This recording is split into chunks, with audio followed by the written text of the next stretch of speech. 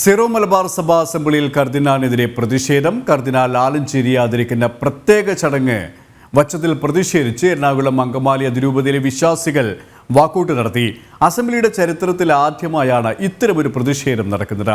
എറണാകുളം അങ്കമാലി അതിരൂപതയിൽ നിന്നും പങ്കെടുക്കുന്ന മുഴുവൻ പ്രതിനിധികളും ഒപ്പിട്ട മുൻകൂർ നോട്ടീസ് മേജർ ആർച്ച് ബിഷപ്പിന് കൈമാറിയ ശേഷമായിരുന്നു പ്രതിഷേധം. വിശദാംശങ്ങളുമായി മിഥുൻ അയ്യപ്പൻ ചേരുകയാണ്. മിഥുൻ, ഏത് സാഹചര്യത്തിലായിരുന്നു ഇത്തരത്തിലുള്ള അപൂർവമായ ഒരു പ്രതിഷേധം? നമുക്കറിയാം, വലിയ രീതിയിലുള്ള പ്രതിഷേധങ്ങൾക്ക് വേദിയായിരിക്കുകയാണ് ആദ്യമായി സിറോ മലബാറിന്റെ സഭയുടെ അസംബ്ലിയിൽ. ഇപ്പോൾ ഏതായാലും കർദിനാളിനെതിരെയാണ് ഇപ്പോൾ ശക്തമായിട്ടുള്ള പ്രതിഷേധം ഉയർന്നിരിക്കുന്നത്. 2 ദിവസമായി പാലായിൽ തുടർന്നുകൊണ്ടിരിക്കുകയാണ് ഈ 5 വർഷം കൂടുമ്പോൾ ചേരുന്ന സിറോ മലബാർ സഭയുടെ അസംബ്ലി.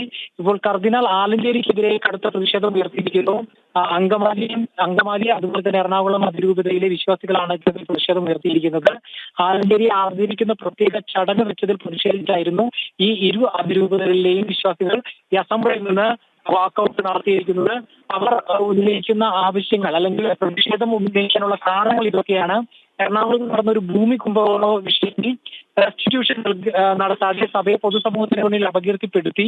ഒപ്പം തന്നെ എറണാകുളം അങ്കമാലി അതിരൂപതയ്ക്കെതിരെ വൈരാഗ്യബുദ്ധിയോടെ ജോർജ് ആലഞ്ചേരി പ്രവർത്തനങ്ങൾ നടത്തി. എറണാകുളം അങ്കമാലി അതിരൂപതയെ വിഭജിക്കാൻ ശ്രമിച്ചു. കുർബാന അടിച്ചേൽപ്പിക്കാൻ ശ്രമിച്ചു.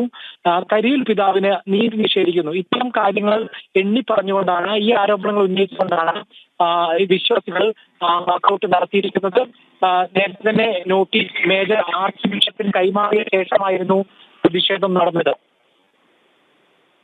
കോട്ടയത്ത് നിന്നും മിഥുൻ അയ്യപ്പനാണ് വിവരങ്ങൾ നൽകിയത്.